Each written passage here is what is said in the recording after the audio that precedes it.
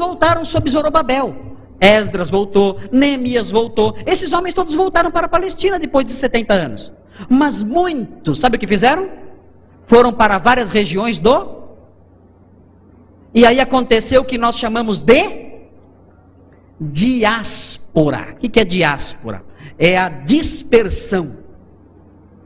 Os judeus se espalharam por todo o mundo. E sabe o que eles levaram? Olha, o que distinguia os judeus dos outros povos? O templo, a terra e a lei. As 3 marcas distintivas dos judeus.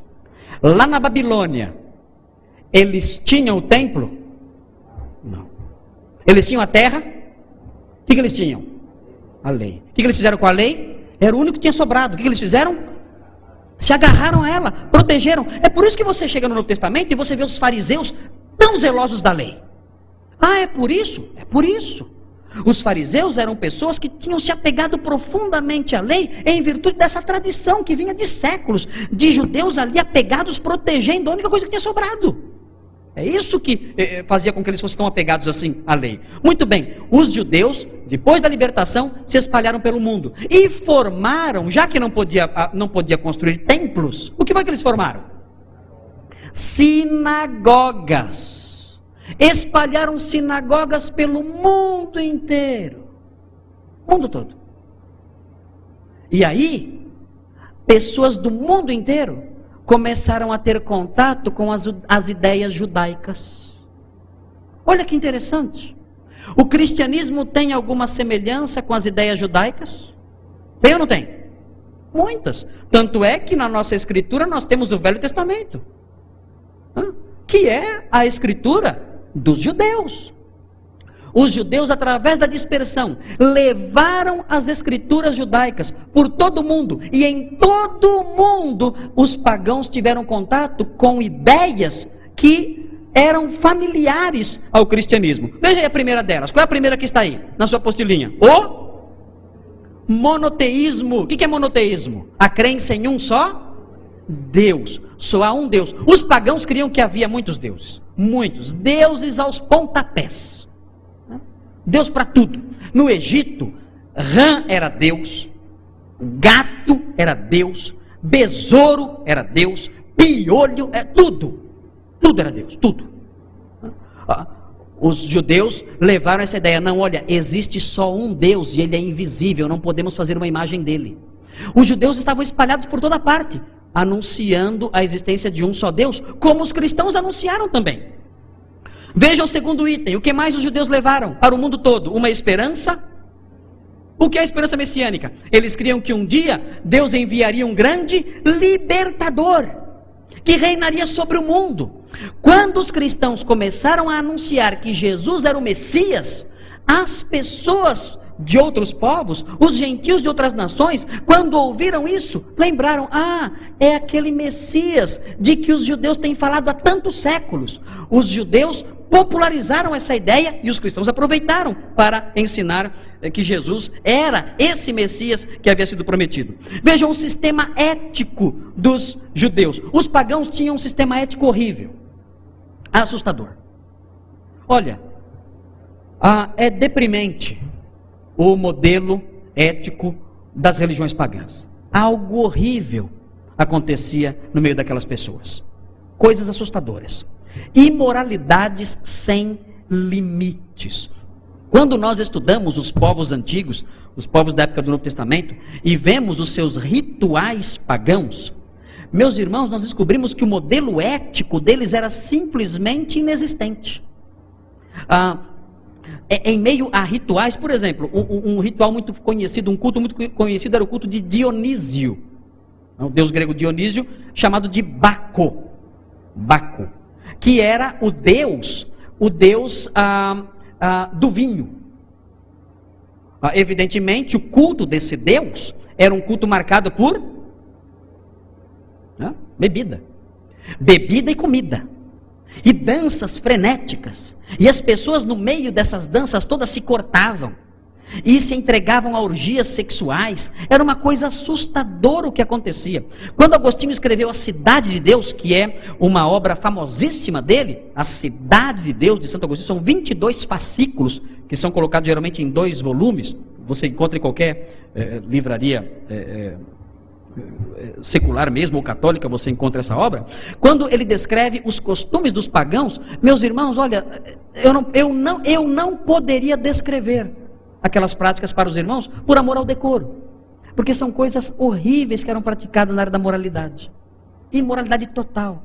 Existiam rituais em que as pessoas chegavam até a se castrar. No auge da sua loucura, no auge do seu êxtase, o adorador se castrava, se cortava e se castrava, adorando ali o seu Deus.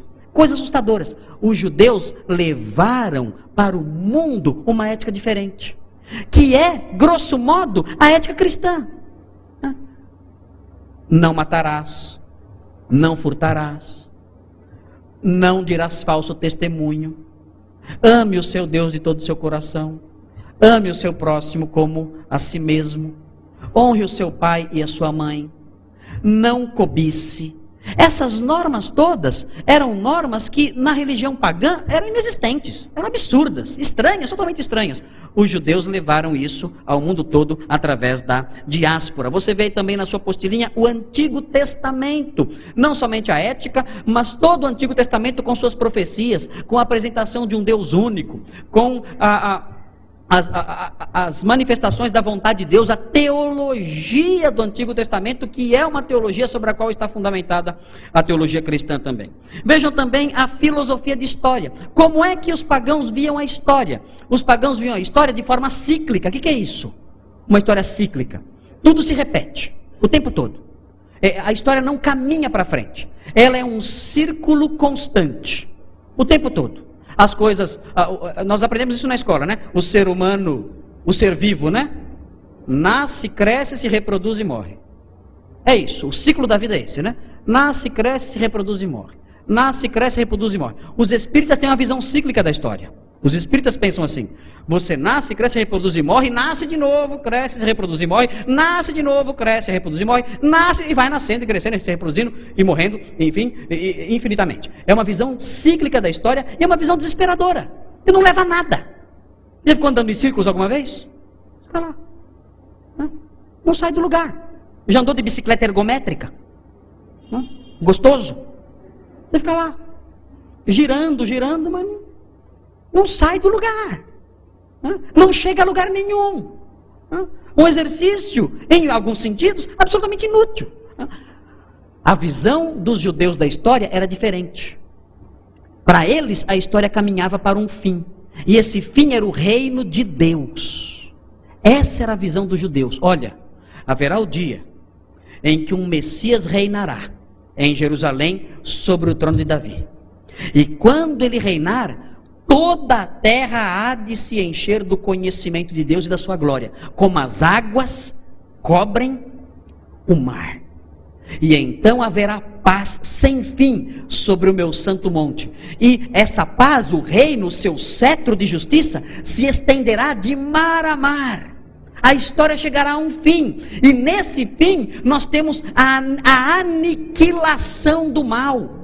O reino de Deus sendo estabelecido, a maldade sendo erradicada, a injustiça sendo destruída, e o homem, a humanidade entrando no que Agostinho chamou de o fim sem fim. Esse é o fim da história. A história caminha para isso. Nós estamos girando em círculos para ver onde vai dar. Porque girar em círculos não vai dar em lugar nenhum. Nós estamos caminhando numa direção, que é o estabelecimento do reino, o dia que o Senhor voltará e estabelecerá seu reino sobre o mundo. E os judeus começaram a propagar essa ideia.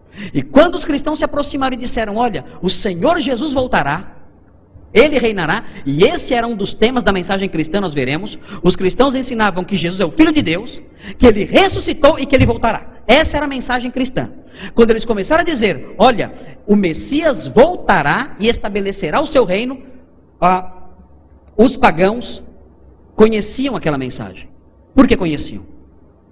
Porque os judeus espalhados pelo mundo já tinham divulgado isso a todos, ao mundo inteiro. os cristãos não tiveram muito trabalho de anunciar isso. Eles não tiveram que programar a mente dos pagãos para isso. Isso já estava pronto. Deus realizou o exílio babilônico, a diáspora, a expansão do judaísmo por todo o mundo, para que a igreja tivesse facilidade na sua expansão. Nosso Deus é um Deus soberano que controla a história e dispõe os fatos segundo o seu querer. E se Ele faz isso com a história universal, pode ter certeza, faz isso com a sua história também. Criaram um Deus estranho hoje em dia. Não criaram? Um Papai Noel. Um Papai Noel bobo. Não é assim? É um Papai Noel bobo. Porque o Papai Noel mesmo, o Papai Noel das crianças, que as crianças imaginam, as crianças chegam para ele e falam assim: Papai Noel, você pode me dar um carrinho automático, elétrico no Natal? As crianças pedem. O Papai Noel que criaram na teologia popular e na teologia evangélica moderna é um Papai Noel que recebe ordens. O cristão chega para ele e fala assim: Papai Noel, eu determino, eu tenho direito, eu tomo posse. E o Papai Noel, Papai Noel diz: seja feita a sua vontade. Inverteu. Agora é Deus quem diz isso para nós. Nós não dizemos isso para Ele. Nós não dizemos para Deus: seja feita a sua vontade. É Ele quem diz isso para nós. Sim, Senhor, seja feita a sua vontade. Esse não é o Deus da Bíblia. Esse é o Deus que foi criado à nossa imagem e semelhança. Nós criamos, nós inventamos esse Deus. É esse velhinho de barbas, bobo, que recebe ordens e tem medo e nos obedece. Ele é nosso servo, ele é nosso escravo. Ele é um office boy para nós. É isso que ele faz. Ele é um garotinho de recados. Ele é alguém que serve às nossas necessidades quando nós queremos. Nós chamamos, ele vem, nós damos nossas ordens, ele tem que fazer o que nós mandamos porque nós exigimos e ponto final. Agora, essa caricatura que criaram não é o Deus da Bíblia. O Deus da Bíblia é soberano sobre a história. Ele movimenta os impérios. Ele movimenta as nações. Assim como ele movimenta as galáxias no céu. Ele movimenta cada movimento do tempo, cada detalhe do tempo, cada detalhe da história. Ele controla tudo. Ele é Deus. E quando nós olhamos para isso, nós temos que tremer. Porque se ele faz isso com as galáxias, e se ele faz isso com a história universal, ele faz isso com você também. Ele dirige nossas vidas. Ele está no controle. Porque eu nasci assim? Porque eu não sou desse jeito ou daquele jeito? Porque eu não tenho o que eu queria ter? Porque não realizei o que eu queria realizar? E crentes aí frustrados, porque tem a aparência feia, ou que acham feia, ou porque tem uma história que não é a história que queriam ter tido. Nós temos um Deus no céu, que é soberano, controla a nossa vida. Nós temos que nos aproximar e dizer: Senhor, eu não entendo muitas coisas, mas o Senhor é Deus. Louvado seja o seu nome. O Senhor é Deus e eu devo me calar diante do Senhor. O Senhor está no seu trono. O Senhor está no seu santo templo. Cale-se diante dele toda a terra. Cale-se. Muito bem. E terminando. Está tarde, né, pastor? Acabar agora aqui. Tem aí o número 4, que é o fator político romano. Eu faço às vezes algumas perguntas para os meus alunos que deixam eles confusos lá no seminário. Ou no seminário onde eu leciono essa matéria. Eu leciono essa matéria no Seminário Teológico de Guarulhos, não leciono no Palavra da Vida essa matéria. Mas a pergunta que talvez possa deixar vocês um pouquinho confusos é a seguinte: qual foi a maior organização missionária que já existiu no mundo? Qual foi a maior organização missionária que já existiu no mundo? Junta de Missões Mundiais? Companhia das Índias Ocidentais? Hã? Orientais? Oi? Trindade? Uma sociedade missionária. Muito bem, é verdade. O pastor está falando aqui, a Trindade foi uma grande sociedade missionária. É verdade, sem dúvida. Não estava pensando na Trindade não, viu, pastor? O pastor foi mais platônico do que eu. Ele pensou na outra realidade do além.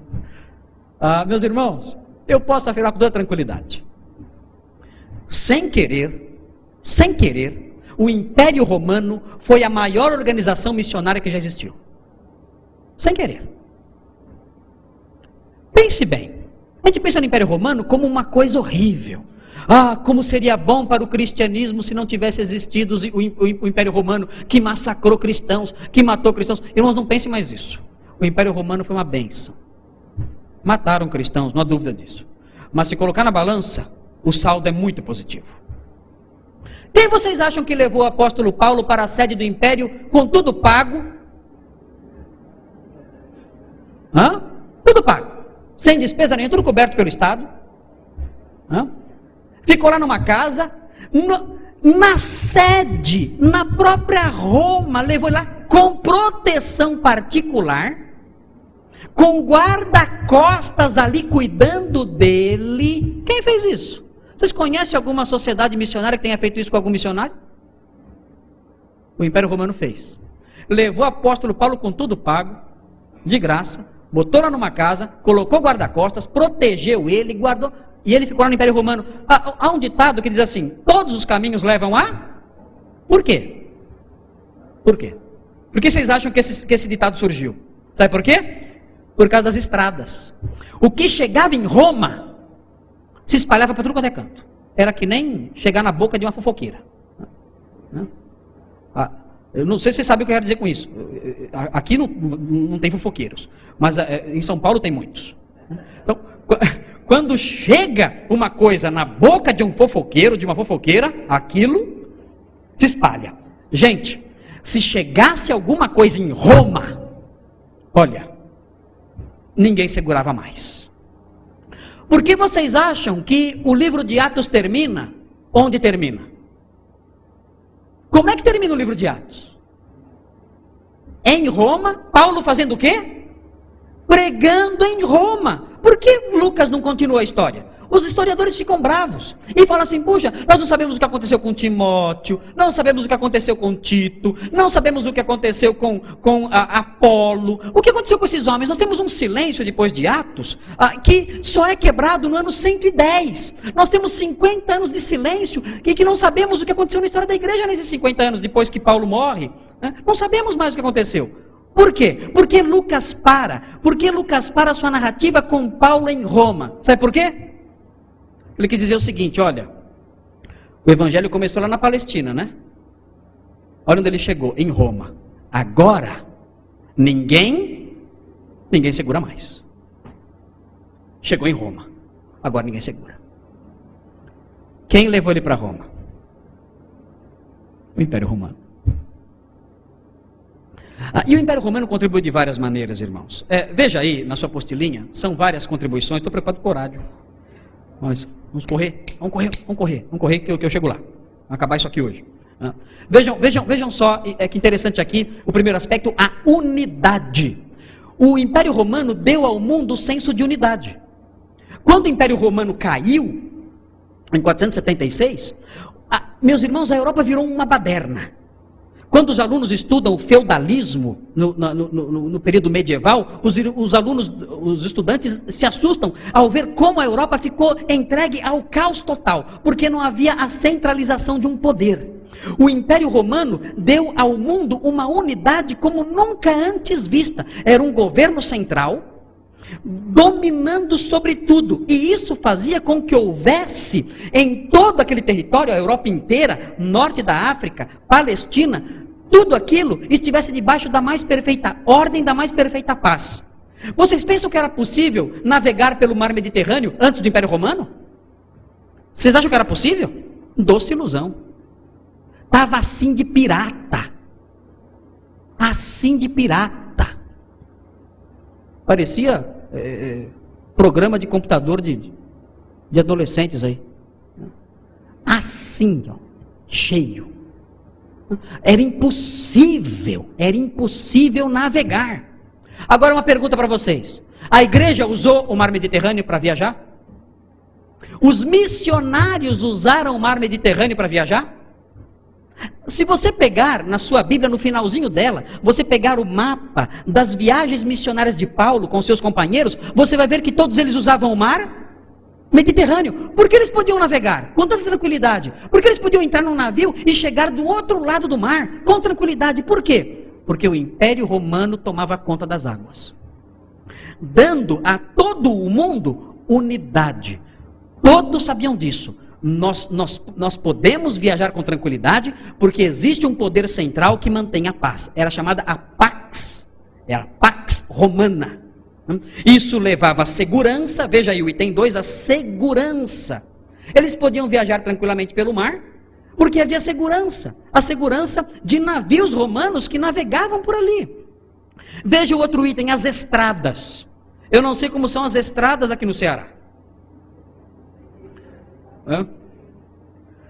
Mas em São Paulo elas são complicadas. Eu já tive que consertar vários pneus e rodas nas minhas viagens por aí afora por causa das estradas de São Paulo. Mas as estradas romanas não eram assim. Você sabia que ainda hoje existem estradas romanas? Eu tenho uma foto de uma delas aqui que não dá para ver, amanhã você vai ver. Eu tenho uma foto da Via Egnácia. Olha que foto linda essa aqui. Que pena vocês não poderem ver agora. Mas amanhã eu vou mostrar. Amanhã venham porque eu vou mostrar essa foto. A foto linda da Via Egnácia. Essa estrada, a Via Egnácia que eu estou vendo, está bem bonitinha aqui na minha frente. Ó, linda. Né? Amanhã eu vou mostrar. Essa estrada linda da Via Egnácia era uma estrada que o apóstolo Paulo usava. Ele viajava por ela.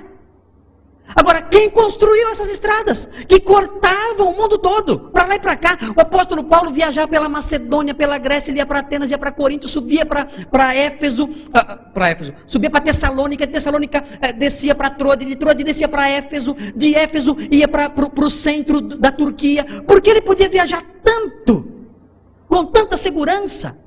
Por quê? Porque os romanos fizeram uma malha de estradas de uma qualidade tão grande, com tanta segurança, com soldados, destacamentos que se situavam ao longo delas, que fazia com que os viajantes pudessem andar com tranquilidade, com segurança, por todo quanto é lado.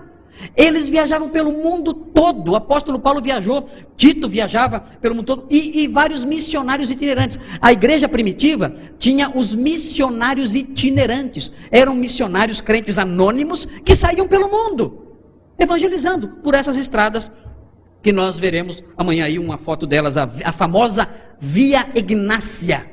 A Via Egnácia é famosíssima. O apóstolo Paulo viajou muito por ela no norte, lá na Macedônia. Eu tenho a foto aqui que eu vou mostrar amanhã. Muito bem. E por último as conquistas. Por último não. Tem o exército e as conquistas. O exército foi importante para o cristianismo, por quê? Porque muitos soldados se convertiam. E quando o soldado se convertia, a pergunta que eu faço para vocês é a seguinte: o soldado tem uma casa fixa? Tem? O soldado romano tinha uma casa fixa? Não. Ele estava morando agora em Roma. De repente vinha uma ordem: olha, você vai ter que ir até o extremo do império, guardar a fronteira lá no rio Danúbio. Lá ia o soldadinho, lá para o fim do mundo, e ficava lá. Muitos soldados eram crentes, ouviram o evangelho. O apóstolo Paulo evangelizou vários deles. Muitos ouviram o evangelho na própria Jerusalém, na própria Palestina, e se convertiam. Nós sabemos que o exército romano, no segundo século, era marcado por uma presença muito forte de soldados cristãos. Nós temos inclusive um registro no comecinho do quarto século, um registro do martírio de 40 soldados romanos que se negaram a adorar a estátua de César. Se negaram, diziam: nós somos cristãos. 40 soldados morreram, foram mergulhados num pântano congelado e ficaram a noite toda lá e morreram congelados porque não quiseram adorar o imperador. Eram soldados, 40 soldados. Esses homens, os soldados romanos, indo para as diversas regiões do mundo, levavam a fé. Há quem diga que o evangelho chegou na Inglaterra através de soldados romanos, crentes, que anunciavam a palavra de Deus onde chegavam. Se casavam muitas vezes com os bárbaros das fronteiras e anunciavam o cristianismo até para nações de além do Império Romano. E agora sim, finalmente, as conquistas. As conquistas romanas favoreceram muito o cristianismo. Por quê? Porque quando os povos eram conquistados, eles perdiam a fé nos seus deuses. Eles pensavam assim: nossos deuses vão nos ajudar. Mas não adiantava. Os deuses não ajudavam. E aqueles povos então frustrados diziam: tem algo errado com os nossos deuses. Nossos deuses não estão funcionando. Hã? Nossos profetas, nossos sacerdotes trabalharam, disseram, predisseram e nada funcionou. Então nós temos que começar a reconsiderar nossa religião. Chegou então o cristianismo, oferecendo uma religião racional, uma religião de fé, uma religião que atendia a necessidade primordial dos homens. E aqueles homens então abraçaram o cristianismo, fazendo com que a igreja crescesse. Deus preparou o mundo para a igreja nascer? Preparou. Tudo aconteceu por acaso? Não. Deus tem um plano. Vindo a plenitude do tempo, Deus enviou seu Filho, na hora certa, no momento certo. Porque Deus tem uma agenda. Ele é soberano, controla a história. E Ele cumpriu o seu plano no tempo devido. E, por causa disso, o cristianismo se expandiu com tanta celeridade e chegou até nós nos dias de hoje. Nós temos aí uma demonstração disso através desses aspectos que nós vimos. Há muitas coisas para falar. Nós temos que encerrar aqui hoje. E nós vamos orar agora. Depois eu passo a palavra ao pastor Cleiton para as considerações finais. Vamos orar. Senhor Deus, como é bom saber que nós não estamos soltos no tempo, no vácuo, largados, jogados, abandonados. Como é bom saber que o Senhor é um Deus que planeja, que estabelece, ó Deus, cada detalhe do que acontece. Como é bom saber que o Senhor tem os fios de cabelo de nossa cabeça, todos eles contados. Como é bom saber que nenhum passarinho cai sem que o Senhor permita que isso aconteça. Ó Deus, como isso nos dá segurança. Como é bom saber que o Senhor planejou a história humana e o Senhor tem desenvolvido essa história, tem feito essa história acontecer com propósitos salvadores, com propósitos graciosos, com o objetivo de fazer com que a sua salvação chegue aos rincões mais distantes da terra. Obrigado, Deus, porque fazemos parte dessa história. Porque tudo isso que nós dissemos não são apenas ideias que aprendemos nos livros. Essa é a nossa história, é a minha história. É a história de cada irmão meu que está aqui. O Senhor, quando desenvolveu esse plano, o Senhor pensou em cada um de nós. O rosto de cada um de nós estava na sua mente, quando o Senhor levantou os impérios. Quando o Senhor fez os impérios ruírem. Quando o Senhor fez com que as estradas do Império Romano fossem construídas. Quando o Senhor fez com que Alexandre o Grande nascesse e propagasse as suas ideias. Quando o Senhor fez com que Nabucodonosor invadisse Israel, o Senhor estava pensando em nós, em como fazer para que a sua graça nos alcançasse aqui, neste lugar tão distante, numa época tão distante. Oh Deus, obrigado por isso, por fazer parte disso. Obrigado porque isso nos livra do desespero, do medo, do vazio, da escuridão. Obrigado porque o Senhor dirige a história humana. E o Senhor nos dirige, porque fazemos parte dela. Agradecemos por isso, por seu Filho Jesus que invadiu a história para nos resgatar. Em nome dele agradecemos. Amém. Obrigado, meus queridos.